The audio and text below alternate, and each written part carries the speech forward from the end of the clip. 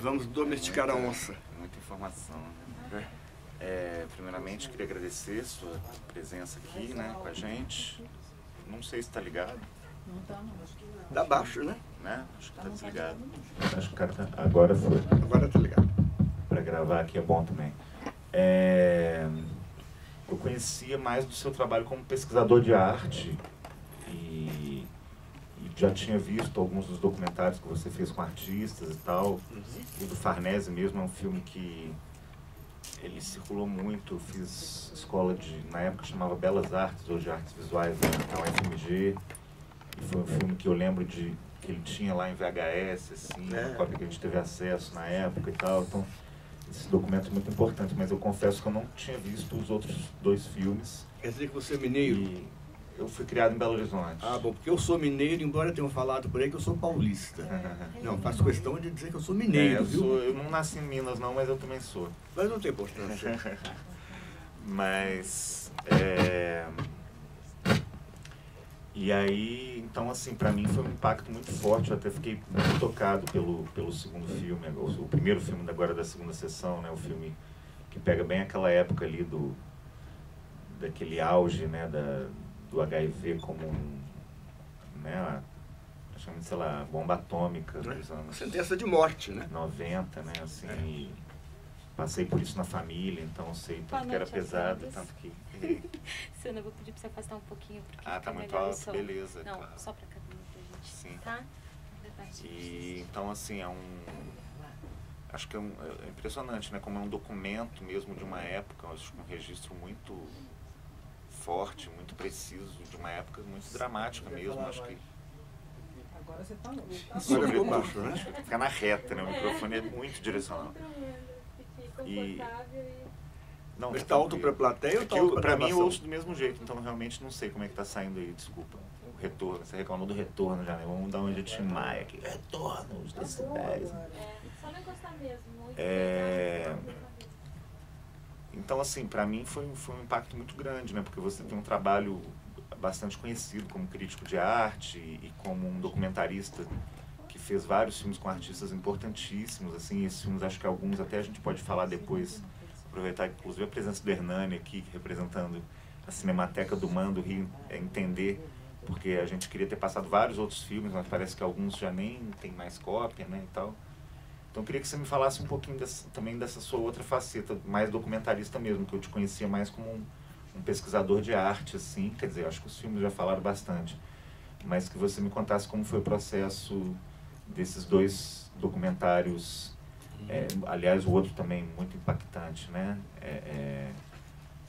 Também uma situação que até hoje perdura, né? Assim, a gente tem até hoje pessoas sendo tratadas de formas absurdas, né? A gente que é mineiro sabe bem, né, o que foi Barbacena. Eu já tinha visto um documentário do Elvésio Raton, feito nos anos 70. Agora, isso, já vou dizer uma coisa, o documentário do Elvésio é feito numa época em que o problema era bem distinto. Porque o documentário do Elvésio, que se chama, eu me esqueci agora o nome, é um documentário feito na década de 1970. Né? Então a questão naquele tempo era realmente arrebentar as portas dos manicômios. E é curioso que você vê que o meu filme, que já é 15, 20 anos depois, não sei bem, a questão é o oposto. É recriar as portas, não dos manicômios, mas dos hospitais. Se o primeiro filme meu, o segundo filme meu que passou aqui hoje, né, que passou na sessão das 5h15, passou primeiro o Farnese e em segundo lugar passou esse filme que se chama Missão de Socorro. E o filme Missão de Socorro é um filme claramente engajado de um lado da questão, não é? Porque há filmes em que você faz dando dados. Por exemplo, esse filme sobre AIDS, ele dá dados, né? Ele não tem, aliás, como tomar partido. O único partido que ele pode tomar é o partido contra a morte, né? E esse é o partido que qualquer pessoa toma diante desse problema. Agora, o filme Missão de Socorro, sobre os pacientes psiquiátricos, tem um partido, e é engraçado por isso, porque o filme do Elvésio é um lado e o meu é outro lado da questão. Sabe, o filme do Elvésio é feito no momento em que a assistência aos doentes mentais era só internação no manicômio. Ele filma no manicômio de Barbacena, que na época era uma barbaridade só, entendeu? E que foi, inclusive, logo algum tempo depois desativado. eu também vi cenas, não é, de um maltrato bastante grande com os doentes psiquiátricos, mas acontece que na época em que esse filme foi feito, o problema era outro. Havia uma política oficial no Brasil de desinstitucionalização dos doentes, em outros termos, de acabar com os hospitais e com os manicômios, que não são a mesma coisa, mas eram deliberadamente confundidos, né? Então, acabando com os hospitais e com os manicômios e vindo na água da antipsiquiatria, que tinha sido moda na Europa e nos Estados Unidos nos anos 70, né? Nos anos 60 e 70, nos anos 90 já não eram, já tinham sido até abandonados. O único local da Europa em que até alguns anos atrás ainda havia uma antipsiquiatria ativa era na cidade italiana de Trieste. O resto da Europa já não praticava, a Inglaterra não praticava, os Estados Unidos não praticava. A antipsiquiatria, só para ficar bem claro o que a gente está querendo dizer, né? É uma postura surgida justamente nos Estados Unidos e na Inglaterra no fim dos anos 60, começo dos 70, que praticamente declara que não existe doença mental, e se não existe doença mental, tudo que se faz com o doente é pura crueldade institucional. É uma visão, ao mesmo tempo, romântica e cruel, porque diz que o doente mental seria, na verdade, uma vítima de um Estado castrador, já que ele contesta esse Estado, não é? E como diz o Dr. Valentim Gentil nesse filme, que foi da primeira sessão, não é verdade, que o doente mental, isso é uma linda criação poética da Grécia Antiga, né? De que o doente mental é um iluminado, é um precursor, é um que abre portas, é um que vê alguma coisa além dos limites da consciência habitual. Não é verdade, o doente mental é um sofredor. E exclusivamente isso, não é? Pode haver algumas pessoas que são iluminadas, mas não são necessariamente doentes mentais. E vice-versa, pode haver doentes mentais que sejam iluminados, mas pode haver uma maioria que não o é. Então é importante ficar claro isso. A antipsiquiatria tinha uma postura ideológica, não é, que a gente diria, até 10 anos atrás, de esquerda. Né? Essa palavra caiu em desuso, mas essa postura de esquerda, na verdade, não era de esquerda, porque o que ela acarretava era a infelicidade e o maltrato. Na Europa e nos Estados Unidos é muito bonito você falar de pegar o doente, tirar ele do hospital e mandar para a família. Porque na Europa e nos Estados Unidos, pelo menos 80% dos doentes mentais têm família. Ora, quantos dos doentes mentais brasileiros abrigados em instituições públicas, porque o filme trata da situação da psiquiatria pública, da assistência médica no Brasil, não é, para o pobre, para o rejeitado, para o marginalizado. Quantos deles têm família? Então é um pouco uma visão extremamente irreal das coisas. Então é só isso, para dizer que o filme do Elvésio, eu atalia por isso, que o filme do Elvésio, embora os dois sejam igualmente humanistas, na prática estão abordando o problema de forma oposta. O filme do Elvésio, que eu vi na época, né, é um filme que diz isso: abramos as portas dos hospitais e manicômios. Só que elas foram abertas e a situação piorou em vez de melhorar. Porque uma vez... Olha, eu vou contar uma história acontecida nos Estados Unidos muito curiosa. Nos Estados Unidos é que se inventou, né, numa escala mais ampla, essa questão da antipsiquiatria, embora a origem seja também inglesa. Um húngaro, Joseph, qualquer coisa, agora me falta o nome dele, que foi quem praticamente inventou a antipsiquiatria nos Estados Unidos, ele defendia textualmente essa tese: não existe doença mental. Bom, basta a gente sair na rua, basta ver, como a gente viu, né? Tem um personagem nesse filme da psiquiatria muito curioso, que é um velho que mora na rua, com a cabeça... Bom, que é um típico louco de rua, né? Mas o discurso dele, eu de propósito parti o discurso, aliás, eu parti todos eles, né? E eu ordenei. Então é muito curioso, porque no discurso desse doente mental, ele fala as primeiras coisas de uma maneira tão brilhante, tão articulada, com uma memória prodigiosa. O Código Penal, artigo 133, quer dizer... Então ele, de repente, você diz: mas o que esse homem está fazendo nesse filme, né? Tirando a figura estreíssima dele, morando no meio do lixo. Até a hora que ele... Não, até que um dia, uma dessas vozes que passam à noite e falam comigo, eles falam: ah, bom, então ele também escuta vozes. Então também é um esquizofrênico, não é? Então, o que acontece? Na verdade, essas pessoas todas foram botadas na rua para não terem assistência, né? Para ficarem completamente em pior situação.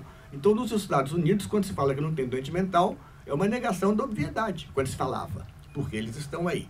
Bom, mas então tem 2 casinhos nos Estados Unidos que são bem ilustrativos dessa situação que lá vigiu há muito tempo e que aqui no Brasil aconteceu mais recentemente, né? Um era um pai que tinha um filho grave enfermo mental que optou por viver na rua. E neste momento a política libertária da antipsiquiatria americana conseguiu a aprovação de não sei se era uma lei, uma norma, qualquer coisa assim, em que você não podia tirar o louco da rua e levá-lo para um hospital, a não ser com autorização dele. Ora, se ele queria ficar na rua porque era louco, era um pouco difícil você conseguir autorização dele, né? Então, o que acontece? Tem um pai que conta isso. Engraçado, né? Eu me esqueci exatamente qual era a circunstância que levava, mas se o meu filho fizesse isso, eu podia... lembrei. Ele fala assim, engraçado a situação atual da lei no Brasil. Nos Estados Unidos. Eu posso impedir que meu filho se mate à vista. Né? Me dá um tiro. Agora, eu não posso impedir que ele se mate a prazo. Porque ele estava na rua e ele estava morrendo a prazo. E o pai, por lei, não podia fazer nada. E o outro caso, que é mais inacreditável ainda, é que havia em Nova York um grande hospital psiquiátrico que tinha 5.000 e tantos, infelizmente, os hospitais psiquiátricos, por um equívoco conceitual, durante muito tempo, chamavam as vagas de leitos, né? O que é um equívoco conceitual, porque um doente psiquiátrico não precisa de leito. Ele não tem nenhum motivo para ficar deitado numa cama, não é? Ele não está de repouso. Mas chamavam de leito quando poderiam ser chamados de vagas, era mais exato. Então, esse hospital tinha 5.500 vagas. No auge dessa movimentação antipsiquiátrica, o hospital foi desativado, né? E aqueles 5.500 internos foram botados na rua. Bom, aí o que o Estado, a cidade de Nova York, né, fez com esse espaço enorme? Transformou num abrigo para homeless, né? Para moradores de rua que não tinham teto. Desses moradores de rua que não tinham teto, que foram para lá, para essa nova instituição, digamos que daqueles 5.500 foram 3.000. Claro que estavam na rua e foram. Com uma pequena diferença, na primeira versão eles tinham tratamento, na segunda não.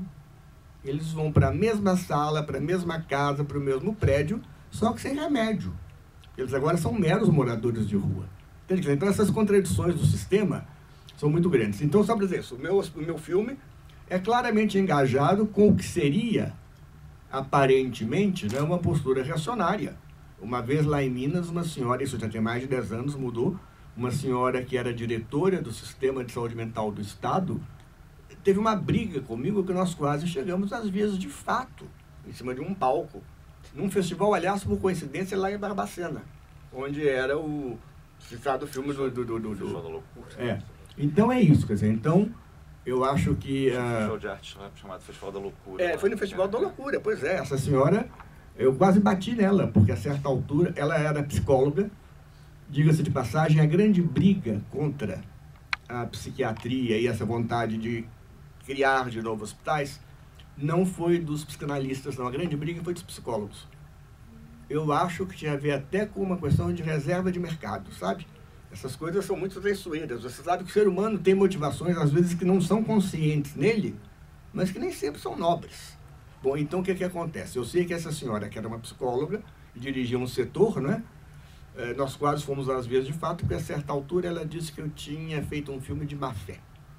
E acontece que, nesse dia, eu não estava... Não estava legal. Como estou agora, por exemplo, né? Se vocês falarem que eu sou imbecil, eu vou falar, tudo bem e tal, né? Se vocês falarem que eu sou desonesto, eu já não vou gostar tanto, mas eu não vou sair...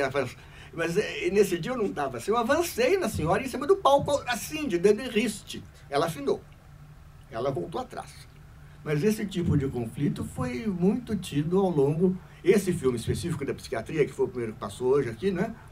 Passou em pelo menos 10 congressos e festivais especializados no Brasil. E tem uma coisa curiosa, lá fora eu não sei se passou, se levaram, mas aqui eu sei. Então tem uma coisa curiosa que é o seguinte, o Dr. Valentim Gentil, que era, na época, o presidente do Conselho do Instituto de Psiquiatria do Hospital das Clínicas, que é aquele médico mais idoso que fala, o doutor Valentim Gentil, depois de ver o filme várias vezes, ele de repente ele teve um insight, me disse, olha, estou pensando aqui, este filme seu revela até aos nossos internos do Instituto de Psiquiatria uma realidade que eles desconhecem. Porque é verdade, os estudantes da USP, não é? Certamente não vêm do meio onde fica aquela casa com aquelas três filhas malucas. Então eles nem sabiam que aquilo existe. Agora, falando dos filmes de agora, na segunda sessão, que são filmes mais, né, a plateia viu, houve um rapaz que é professor em Boston, que, contactado pelo MFL, escreveu um texto sobre esses filmes. E ele chamou a atenção, porque muitas coisas você descobre a posteriori, né? Quando você está criando uma obra, você acha uma solução e a adota. Depois você fala, eu achei tal solução por tal motivo.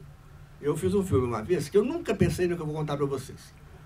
Que todos os enquadramentos do filme tinham, no fundo, uma janela, uma porta, alguma coisa para fora. Algum dia alguém observou, você reparou isso? Eu falei, não. E aí eu me dei conta do significado simbólico disso que não me tinha ocorrido antes. É que a situação no filme, sabe, era tão acachapantemente fechada, o personagem estava tão abafado, que eu criei o tempo todo, no filme inteiro, sabe, vasos respiradouros para o exterior, para que a gente, ele, simbolicamente, respirasse, não é? Então é isso, a gente cria as coisas sem nunca ter pensado claramente nelas. Nesse filme da AIDS, por exemplo, eu vou contar para... Eu estou falando de uma vez porque o tempo é curto, viu? Vai lá. Não, mas eu só contar isso aqui. Nesse filme da AIDS, no filme da AIDS, que é o primeiro dos dois, em termos cronológicos. No filme da AIDS tem uma coisa muito engraçada. Eu vou contar para vocês, eu falei que a gente descobre depois, o papel do acaso, né, na criação, que é absolutamente sensacional. Eu não sei com os outros cineastas presentes se acontece isso, mas eu filmo sempre com os dois olhos abertos. Porque o de cá está na câmera, vendo o que está diante do olho da câmera. Mas o de cá está no mundo, vendo o que acontece no mundo. Porque, de repente, o que acontece no mundo é interessante para mim. Né? Quer dizer, eu tive uma enorme sorte, por exemplo, no filme dos Doidos, que eu estava num cômodo, ouvi uma barulheira no outro cômodo, era a briga das três filhas se pegando a tapa. Né? Como já estava... Fomos correndo de refletor na mão, pusemos de qualquer jeito e filmamos. Essa briga, evidentemente, não foi nem prevista, nem ensaiada. Mas ela aconteceu na hora certa, né? Se ela acontecesse uma hora depois ou uma hora antes, eu não estivesse lá. Bom, então eu vou contar só isso. Como é que o filme sobre AIDS... Não é da AIDS. É um filme mais antigo meu, que é um filme sobre travestis. Que é um pouco o modelo desses filmes. Foi o primeiro filme sobre situações humanas extremas, né? Que nasceu assim, eu estava fazendo um filme sobre Guiomar Novaes, que é totalmente o oposto de qualquer marginalidade, né? É a maior pianista de todos os tempos do Brasil, uma instituição absolutamente consagrada aqui e lá fora, e não tinha nada a ver com marginalidade, mas um dia ela estava velhinha, ela me ligou e disse, por favor, não vem amanhã. Ela mesma ligou, ela deve ter pedido a empregada, o filho, e como todo mundo era cúmplice meu, ninguém atendeu o pedido dela, né? Então ela pegou, já com 89, sei lá, pegou o telefone e só podia vir, não vir filmar amanhã, que eu estou muito cansada. Eu falei, tá bom, não vou. E nesta noite, eu fui, por puro acaso, podia ter ido 3 anos antes ou 3 anos depois. Nesta noite eu fui a uma boate gay que existia em São Paulo, chamada... Não era Nostromondo, não veio ao caso. Medieval. Não, era uma de baixo nível. Medieval era de alto nível. Era uma de baixo nível. E chegando lá, eu vi aquela coisa toda, né? Aquela festa glitter, e estava lá uma travesti mulata com uma figura estranha, nada atraente. Eu olhei para a cara dela e lembrei que eu estava com equipamento e equipe ociosos, né? Estava tudo contratado, tudo pago, mas no dia seguinte não ia ter filmagem, a Guiomar não queria. Pensei, gente, eu estou com equipamento alugado, com a equipe paga, e à toa, virei para ela e falei, você quer fazer um filme? Ela disse, quero. E no dia seguinte eu comecei o filme dos travestis. Quer dizer, então, entre o filme dos travestis e o filme da Guiomar, tem apenas um telefonema de intermeio. E aí veio outro acaso, que é um acaso também muito... Esse chega a ser triste. Esta personagem, que foi o ponto de partida para um filme sobre travestis na década de 80, é aquela travesti que está de vestido estampado no filme sobre AIDS. Quer dizer, então eu reencontrei 15, 20 anos mais tarde, em outro contexto, dramático, trágico, né? E ela voltou a colaborar comigo. Então é isso aí. Em algum momento disso vocês se reconheceram ali? Não, eu conheci ela quando eu fiz o primeiro filme. Mas na hora que você encontrou de novo, você já lembrou que Não, eu fiz o filme com ela, né? Sim. Não, então não teve dúvida. Não, eu tinha feito o filme, ela tinha participado do filme, várias cenas, então eu tinha estado com ela mais de uma vez. Tá, o AIDS veio depois, né? O AIDS é depois, tá. Bem depois, 20 anos depois. Eu encontro a mesma cara em outro lugar, em outro contexto. Bom, só agora eu vou responder um pouco ao que ele questionou, porque eu não falei. Essa coisa de filmes sobre arte e de filmes desse tipo, né? Na verdade, a minha produção foi, sobretudo, em filmes em torno de arte e artistas, por estar justamente afim, né, com a minha outra profissão, que é essa profissão de escrever sobre arte na imprensa, de fazer crítica de arte regularmente ao longo de décadas. Então, isso facilitava o acesso aos artistas, né? Facilitava as ideias, facilitava a porção de coisa, e disso então nasceu uma série muito grande de filmes sobre artistas plásticos, que foram os que você citou, né? Que são mais de 30, etc. e tal.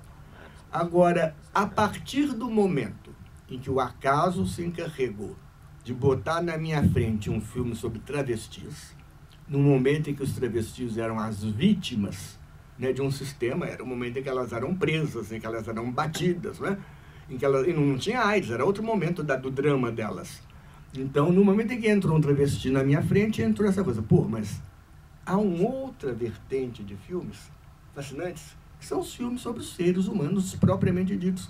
Quer dizer, depois de ter feito muito filme sobre ser humano de exceção para cima, deixa eu fazer um pouco de filme sobre ser humano de exceção para baixo, né? Quer dizer, assim como tem os artistas gloriosos, tem os pobres travestis que apanham da polícia. E aí tem essa coisa fantástica, né? Que é a vida humana e a experiência humana e o que a gente aprende vivendo e trabalhando. Porque primeiro vocês podem imaginar que fazer um filme sobre travesti na década de 1970 e tantos, 80, 70 e tantos, né? Não era fácil, né? Porque hoje travestismo e essas coisas de segundo, terceiro, quarto e quinto sexos, né? Viraram um assunto diário da Globo, né? Então toda novela tem, então, agora naquele tempo era uma coisa muito mais fechada e sobretudo eu não tinha o menor interesse no travesti glittering, não era o travesti fazendo show, não era o travesti fazendo festinha, era o travesti sofrendo de barra pesada. Então, o que acontece? A primeira coisa, você tem que se enturmar com essas pessoas.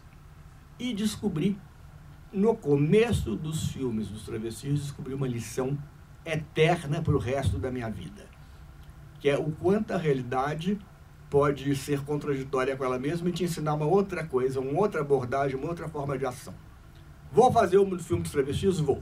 Então, um dia... Não, aí eu mandei uma proposta para um concurso, foi aprovado, eu falei, agora vamos fazer. Eu já tinha filmado a parte daquela, mas ainda não tinha entrado no filme como tal, né? Bom, aí... Falei, vamos fazer, vamos. Aí eu fui um dia numa festa de aniversário da mais rica travesti de São Paulo. A mais importante era a dona de um prostíbulo. Bom, eu fui lá. Aí eu fui preparado para vender o meu peixe. Então eu já tinha combinado com uma amiga minha que tinha um teatro, que no dia tal, às tantas horas, eu iria fazer uma reunião lá nesse teatro com os travestis para vender o meu projeto para eles. Tudo bem, tudo bem. Levei um cartãozinho com o endereço do teatro, com o horário, o dia da reunião, né? E conversei com umas 30 e distribuí lá os 30 cartõezinhos e todas as 30, maravilha, vamos fazer, estamos lá. Uma, que era uma travesti japonesa, disse, olha, eu não vou não, porque o meu projeto de vida não está por aí hoje, eu não estou pensando em fazer filme de travesti, eu não vou não. Bom, no dia da reunião só foi essa, a japonesa. As 29 que iam, não foram.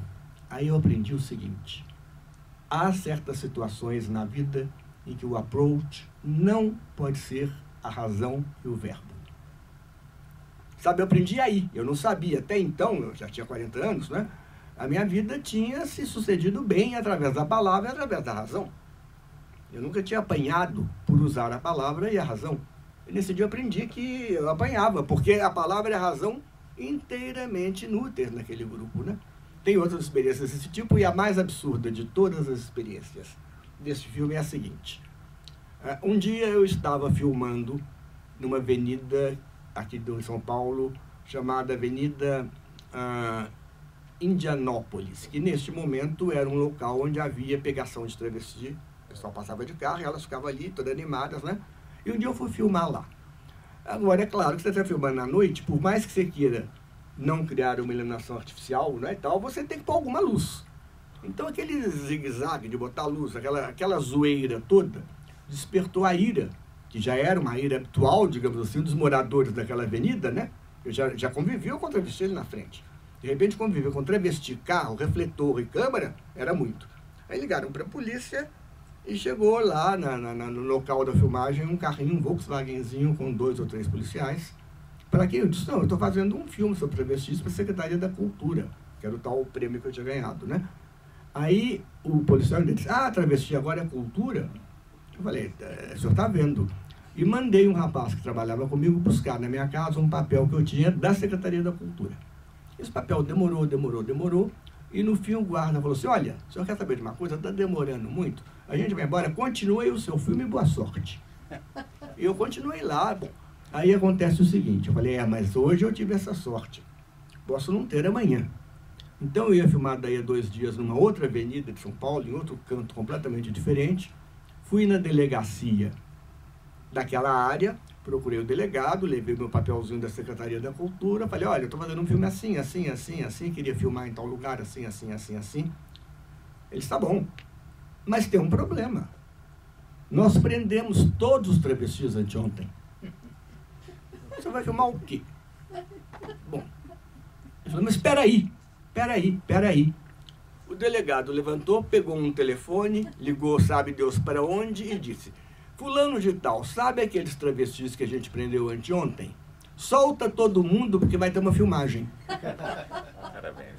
Agora, vocês vejam a arbitrariedade que era neste momento, né, o Brasil. Que foram presas como foram soltas. Né? Quer dizer, não tinha nenhum motivo para prender. Claro. Então, já que eu vou filmar, solta todas elas. E foram todas soltas. Resquício de ditadura ainda muito forte. Era ditadura ainda. E esse delegado participa do filme, ele aparece no filme, é muito engraçado porque ele fala muito bem, com muito capricho, ele fala, né? E ele tem uma frase que é lapidar no filme. Porque ele começa o depoimento dele e diz assim, os problemas subjetivos do homossexualismo não devem ser objeto da autoridade policial, e sim de uma ciência conhecida como criminologia. Nossa, veja bem qual é a mentalidade dele. Em vez de ele falar de uma ciência chamada psiquiatria ou psicologia, não, criminologia, quer dizer. Mas e se não é da autoridade policial, como é que é da criminologia sem ser da polícia também? Bom, essas coisas, essas vivências são muito engraçadas, né? Esse negócio que eu falei de a gente começar a aprender a ter contatos com o ser humano que não são através da razão, foi uma maravilha. Um dia eu fui era numa casa onde moravam várias travestis. Falei com a dona, combinei, então amanhã às 7 horas da manhã eu estou aqui para filmar uma determinada travesti. No dia seguinte, às 7 horas da manhã, eu cheguei lá e ela tinha viajado, entre aspas. Claro, ela mudou de ideia, né? A porta estava fechada. Mas a tal que ia filmar, já tinha aderido, sabe? Isso é engraçado, você tem que conquistar a pessoa. Ela tinha aderido à ideia e ao projeto. Ela falou, e agora? Eu falei, entrei no carro, vamos pensar. E eu saí, eu e ela, só os dois, com equipamento no carro, no meu carro, e começamos a andar enquanto eu pensava onde nós poderíamos arrumar um lugar para filmar. Aí eu lembrei de um lugar, fomos lá, eu e ela, e filmamos. Acabou. Então, o que tem dela no filme foi feito a partir dessa porta fechada. E ela já tinha aparecido, por isso que eu tinha resolvido continuar com ela, porque ela aparece na tal sequência filmada na tal avenida onde a polícia chegou e foi embora, e tem uma hora que ela desfila com uma roupa de seda preta, aberta na frente, com um pênis grande balançando. Agora, o resto da figura dela, ela é uma negra, maquiada, com prateado, né? Ela, naquele momento, ela é a figura da morte para mim. Sabe essa coisa bissexuada, sabe? Ou intersexuada, essa coisa preta, negra, prateado, roupa preta. Sabe, aquilo tudo para mim ali era a figura da morte. Aí essa figura foi tão impressionante que eu fui continuar gravando com ela. Então todas essas coisas que eu contei é para vocês saberem como é que é a vida, né? E os filmes sobre arte, pelo contrário, foram feitos sempre dentro da mais profunda harmonia, da mais profunda colaboração de todo mundo, dos próprios artistas, dos familiares, etc. Mesmo com personagens bem cheios de conflitos também, né? Assim, no caso, pelo menos dos que a gente viu hoje. Né? Quer dizer, na verdade, o Brennan e o Farnese são dois filmes. Dizer, esse cara lá dos Estados Unidos que eu contei que escreveu, eu acabei não contando o que ele escreveu, ele escreveu isso, né? Dizendo que esses 4 filmes de hoje, coisa que eu não tinha pensado, não foi por isso que eu escolhi, né? Esses 4 filmes de hoje eram 4 filmes sobre morte. Realmente, o Farnese, a obra dele fala da morte. O Brennan, a obra dele fala da morte. O filme da AIDS fala do confronto com a morte. E o filme da Missão de Socorro, de certa maneira, também, da morte do espírito, da morte do intelecto, sei lá. Mas o fato é que os 4 filmes são sobre morte, né? Agora, nos artistas, assim, o único artista com problema existencial que eu uma vez filmei foi Iberê Camargo. Porque o Farnese não era uma pessoa tão complexa quanto ele parece no filme.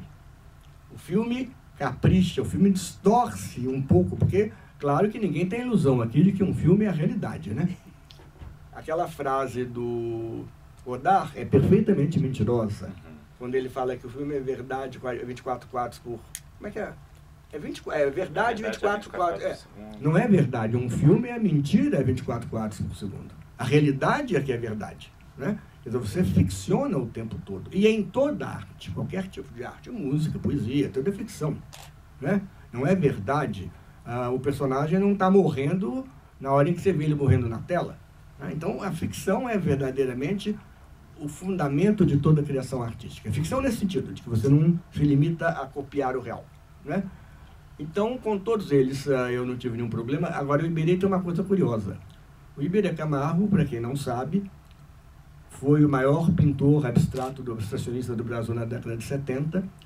E no fim da década de 70, eu não lembro, já na década de 80, ele assassinou um homem num incidente de rua no Rio. Como ele era um homem importante, um artista de grande importância, com relações entre os militares e ainda era um restinho da ditadura, ele acabou sendo impronunciado. Impronunciado significa que ele não foi nem sequer acusado de nada. Portanto, também não foi a julgamento. E foi embora para o Sul e lá ficou. E a mulher ficou lá, viúva, com 2 ou 3 ou 4 filhos pequenos. Com ele não aconteceu nada. Com ela aconteceu, é claro.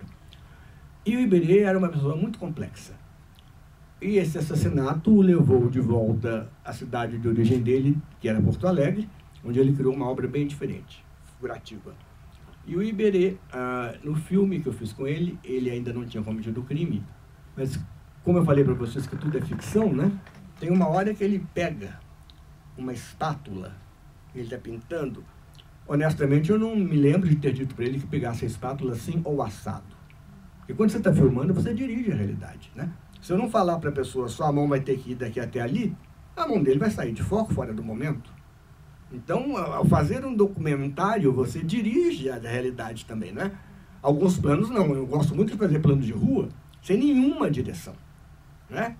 Então, você planeja e deixa acontecer. Agora, se tem um artista que está gravando uma imagem em madeira, tem que dizer para ele, olha, você vai até aqui, que senão sua mão sai de quadro. E se você for até ali, também vai sair de foco, né? Então, há uma direção muito precisa em certos momentos. Então, eu não me lembro se eu mandei o Iberê de espátula ou não, mas o fato é que ele pega...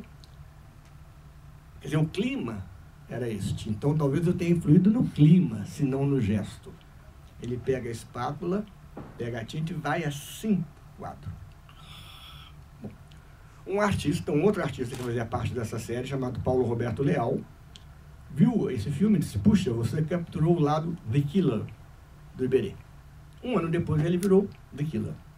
Isso é engraçado, né? Você capta. Bom, então é isso. Os artistas, o único artista complexo foi o Iberê. Os outros foram sempre muito amáveis.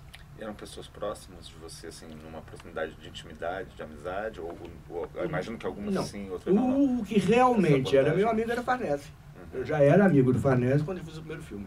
Os outros foram sendo feitos E era um interesse que partia, assim, a partir De do mim. seu interesse na obra, das pessoas, ou de alguma forma isso foi Das duas acontecendo? coisas. As duas coisas.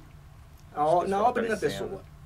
O interesse é o seguinte, na verdade, o artista, para virar objeto de um filme, pelo menos dos filmes que eu faço, né, ele tem que ter, para mim, um certo interesse. Não, eu imagino que sim, Como mas personagem. eu quero dizer assim, se já eram pessoas que você já acompanhava muito o trabalho, ou se eram pessoas que estavam ali, de repente, meio começando, que As deram duas incógnita, porque coisas. são todos Não, muito consagrados. começando, tem muito Hélio, poucos. tem muita gente ali. Eu me lembro, assim, o único artista jovem, que era jovem então, que eu fiz um filme com ele, foi Gregório, que tinha 20 e poucos anos, entendeu? Mas os outros, da mesma época, Rebolo, Volpe, Grassman, né? O Ciron também era jovem, mas não era tão jovem assim. Esses são os filmes da década de 70. E depois, que eram ainda película, inclusive, né? Agora depois vai virando vídeo, etc. e tal. O Brenan já é vídeo. Com o Mário Carneiro, você chegou a trabalhar em outros filmes? 2 filmes. O primeiro filme foi o primeiro filme profissional que eu fiz antes do Farnese. Farnese foi o primeiro filme sobre arte, feito em fins de 1970. Em começo de 1970, eu fiz um filme sobre a Semana Santa em Ouro Preto. E esse filme foi fotografado e montado pelo Mário Carneiro. Depois que eu fiz o Farnese, foi só fotografado por ele e já foi montado por mim. Como chama? Esse primeiro filme chama Semana Santa Ouro Preto. Esse filme, bons tempos aqueles, né? Havia um festival de cinema Jornal do Brasil. E esse foi o primeiro ou segundo festival de cinema. E eu ganhei um prêmio que era o 4º prêmio. E o 4º prêmio era de longe o melhor prêmio, porque era produção de um filme pelo INC. Sabe, o primeiro prêmio era uma viagem para Paris. O segundo prêmio, entende? Não era nem questão de valor. O 4º prêmio que eu ganhei era uma... Eu tenho certeza, aliás, a gente não é bobo, né? No júri estava uma pessoa que eu conhecia, embora não fosse meu amigo, chamado Valmir Ayala, que era um poeta e um crítico de arte depois. O Valmir deve ter pensado nisso. Sabe? Vamos pegar o prêmio que ele vai usar melhor. Acho. É meu palpite. Mas, em suma, então, esse prêmio, o 4º prêmio, foi produção pelo INC. Eu fiz esse filme de Ouro Preto, porque eu sou mineiro, né? Mineiro tem que começar fazendo um filme sobre Ouro Preto. Mineiro tem que começar fazendo alguma coisa saudosista, drummondiana, né? Eu sou mineiro da zona metalúrgica, não tenho nada a ver com Descampado, com Guimarães Rosa, com Boi, sabe? Eu tenho a ver com saudosismo. De qual cidade? Eu sou mineiro de Belo Horizonte, que significa mineiro sem honras. Sim. Um amigo meu que já morreu, Curral del Rei. pois é, um amigo meu que já morreu, dizia isso. Ele nasceu em Ouro Preto, e não só nasceu em Ouro Preto, como nasceu na Casa dos Contos. Não pode haver nada mais fantástico, né? A Casa dos Contos foi onde se matou Cláudio Manuel da Costa, um confidente, na época da cadeia. Quando ele nasceu, a Casa dos Contos era a sede dos Correios. E o pai dele era o chefe dos Correios. Então ele nasceu na Casa dos Contos. Embora sem nenhuma. Então ele dizia, e tinha toda a razão, eu acho, vocês todos são mineiros rasos. Os mineiros dragonados são os que nasceram em Ouro Preto, Mariana, São João del Rei, Tiradentes, Cerro, Sabará e Diamantina. Eu acabei de voltar do Cerro, semana passada estava lá. O Guimarães já escreveu sobre isso, agora eu não vou lembrar para citar assim, mas ele já falou sobre essa diferença do mineiro de zona pecuária para o mineiro de zona de Drummond garimpo, também. Né? Não, os dois grandes representantes de cada um desses dois grupos falaram do assunto. O Drummond é o grande representante da Minas Mineral e o Guimarães Rosa é o grande representante da Minas Agrária Pastoril, né? Quer dizer, que Minas Gerais. Eu já brinquei isso várias vezes. Na verdade, Drummond é a mina, são as minas. E a Guimarães Rosa são os Gerais. Porque isso mesmo, a região é chamada Gerais. Pessoal, é uma pena, tá lamento muito. Alguém tem uma pergunta? Não, é porque a gente o pessoal aqui tem que sair às 9. Pois é, então, uma pergunta, se tiverem, eu respondo, porque eu falei tudo sozinho. Uma. Porque os primeiros filmes que eu vejo seu, 4 filmes, embora sejam 2 de artistas e 2 situações de pessoas em condição extrema, todos são sobre seres atormentados. Por que isso? Porque eu acho que todo ser humano é atormentado. Alguns não têm consciência disso, mas são, né? Eu acho que o ser humano que não é atormentado está com um defeito de fabricação. Sabe? Tem alguns que não sabem que são atormentados, aí não é defeito. Agora, os que não são, é defeito, são graus variáveis, claro. Agora, se você souber ser atormentado direitinho, você pode ser até feliz. Eu, por exemplo, sou uma pessoa que se considera feliz. Sabe, não é engraçado isso? Agora, atormentado, eu não tenho a menor dúvida que eu sou. Mas a gente tem que saber também, né? Aprender a lidar com a tormenta e com a felicidade. Né? Porque felicidade é basicamente a consciência da sua própria limitação. Isso eu descobri aos 25 anos. Um dia eu estava fazendo a barba no espelho, morando em Brasília, sozinho num pequeno apartamento. Cheguei no espelho para fazer a barba. Olhei e disse, que engraçado, eu sou da espécie das pessoas felizes. Aí perguntei, por quê? Porque eu sei que ser feliz é não ter isso, não ter aquilo, não poder ter aquilo outro, né? Eu tenho uma amiga, grande amiga, que está ali sentada aqui, analista. Você vê, Malvina, que eu nasci analisado. Porque aos 25 anos eu já falei isso. Né? Hã? E pretencioso. Não, mas vai ver. É verdade. Mas não é bonitinha essa? Porque aos 25 anos eu falei, olha, ser feliz é saber que não dá para ser assim. Isso é o que a análise faz para a gente. Estabelece os limites. Bom, então acabamos. Agradecer muito a você por tudo. Você acabou só ornamentando a mesa, coitado. É que a gente acabou atrasando a sessão e aí ficou um pouco tempo. Semana que vem a gente vai estar com o Olívio no Rio de Janeiro. Escada, né? Esse debate que a gente gravou vai estar na internet também em breve. Não, você ficou nesse ornamento. Foi legal. Foi filmado, a gente vai postar na internet. Bom, gente, até a próxima. Valeu.